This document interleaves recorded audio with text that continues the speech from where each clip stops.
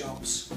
One of the ones I tend to do is the offending behaviour programme, which looks at the crime as well as the using and how you relate the criminality to the using. They're both just as bad, so if you go back to committing crime, it's highly likely you'll go back to using. We do a lot of relapse prevention again, which is really important, and we tend to like to do a lot of role plays with clients. This is where it'll work on the self-esteem, the self-worth, all that. You go up to them, you don't stop, you don't stand there and talk to them. You guys introduce yourselves, yeah, hi, goodbye. The two things you say and you walk straight on. Maybe when they're doing role plays, when they're not just working on what they're doing in the workshop, but they're working on the self-esteem, the self-worth, the confidence, they come into treatment, that's on the floor. Yeah, when they're doing these workshops, they're building all that back up again. They're not just working on that, they're working on what topic they're talking about in the workshop as well, whether that be anger, relapse prevention, loss and grief, various things. What did it feel like when they were trying to persuade you to go nightclubbing? Yeah, I think they definitely had us. You know, I mean, I started to crave. I started to really want to go off to the club and get a drink.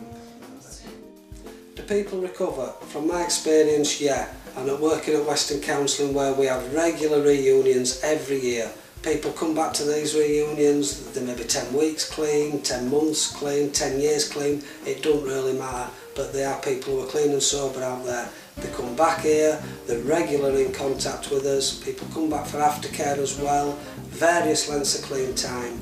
So what we deliver at Western Counselling is proven that you can get clean time and you can stay clean and sober. Recovery gives our clients back their lives. It gives us hope. We wake up in the morning with a smile on our face. When you're in your addiction, you feel like life is hopeless and that you are slowly dying. There's similarities between family members and the addict. Family members, you become their addiction. And I just get that sense that you can see in families that they have the obsession, the compulsion to save you from your drug addiction. And they get obsessed with that and it overtakes their whole life. What I find rewarding about giving workshops is helping clients to gain self-awareness and the tools needed to help them in their sobriety, because sobriety is key. Getting back in my life, you know, all my family and stuff that I lost through my using. And I'm getting that sense that you really miss them. I really miss them, yeah. Really miss them. Too long in the madness for me, and each time I got my life back on track, I got my kids back in my life. Too young to die, and you know, you should look for recovery one day at a time. Yes, people do recover, but it takes making the decision and putting in the action. I have seen it since I've been working here. I've seen loads of clients recover, and it is beautiful to see, because it's like they come in as seeds and they blossom into flowers. I've seen loads of families been reunited, and it brings a tear to my eye when I see the happiness in all the family members, because the nature of this illness is that it destroys the family. The best thing about recovery is that you are living, that you feel happy, content, and you feel like there is hope in life. Because when you are out in your addiction, it is a hopeless place where you feel like you're slowly dying. Me to talk? Yeah. Wrong move. Yeah. Step one. We admit that we're powerless over addiction, our life became unmanageable. For me personally, is giving back something what's been given to me freely. You know, seeing people come alive. You know, when they walk through the doors, their heads on the, or their chin is on the floor, and then when you give them understanding around the workshops and they start asking questions and start interacting, and you can see them coming alive, that's rewarding. I put a combination of the 12 steps and this program together as powerful. Can't lose. If you believe in it, if you believe in yourself. Yeah, what it is for me is, you know, for a little example of me is that I was down there, done a 12-step program, and the benefits and the rewards from just, you know, getting an understanding of your condition is so beautiful. The peace of mind is unreal. It's unreal. I can't put money on it. giving back what's been given to me freely. It's good to be clean. It's good to be alive. One of the workshops that I run here is a creative art therapy workshop.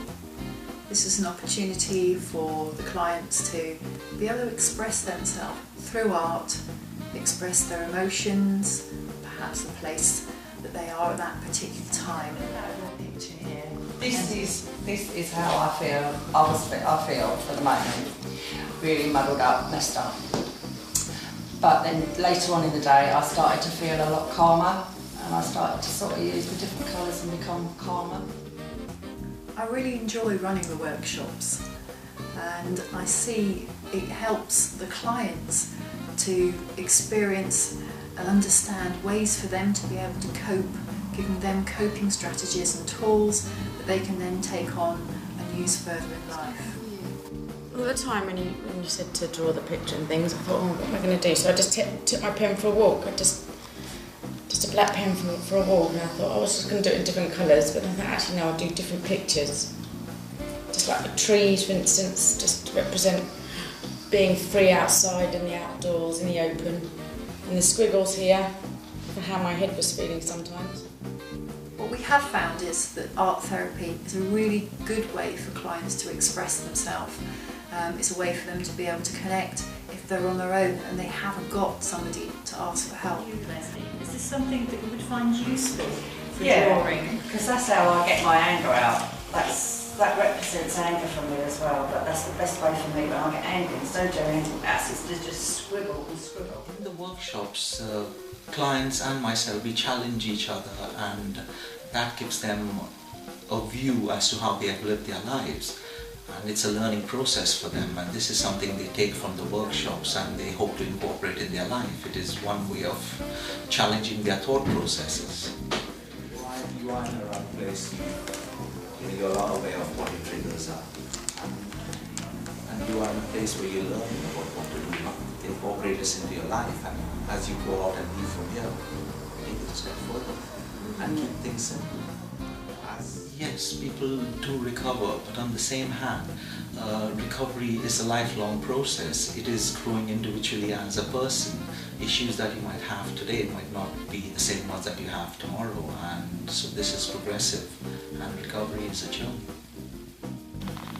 I like seeing the clients take responsibility for their attitudes and behaviours and turning them around in a positive way. Yeah, not shame and guilt. I don't use emotional from what I've done on to my childhood, and I realised I carried some of them traits into my adulthood.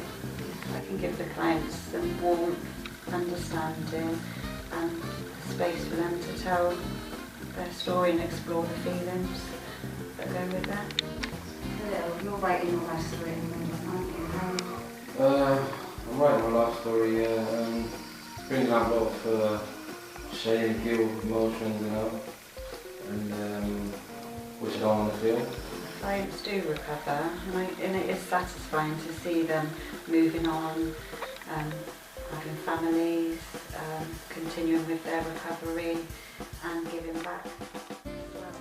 What I hope for with the clients when they come into treatments is change, and that they can change, and without challenge you cannot change.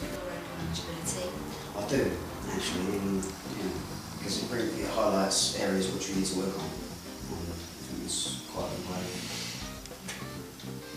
So reflecting on that, looking how you can change, yeah. As a counsellor, I find it really satisfying that when clients get well, that I'm reunited with their family, the whole family can start to become well and recover. Maybe what are you feeling today?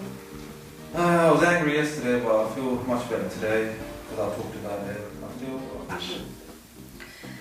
For me, it means that actually the client is always willing to change, and that they've connected with themselves, and that they can move forward from that, and they can process it and go on to heal.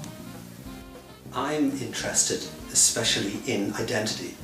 I'm interested in how people make sense of the world they live in. So I'm interested in workshops about self-esteem.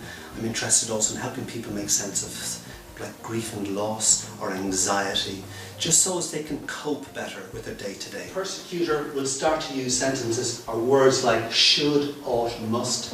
The persecutor is the one who claims that they know best. They're very happy to blame and to shame others. Do these sound familiar to people in your lives? I hope the clients get the tools they need for day-to-day living. I hope that when they come out of workshops they'll get some kind of understanding, make some kind of sense as to why they've behaved as they've behaved and how they can change. People react to each other. And in the middle of this whole Cartman's triangle is motivated by guilt. You have the rescuer manipulating the persecutor. The rewards I get are seeing people make that change. People often come in here and they really are down in the uppers. And to see people change, sometimes in a relatively short amount of time, physically their skin changes, their hair gets better, but cognitively and emotionally people become more in contact with themselves and have a much better understanding of how life can be, how much better life can be for them.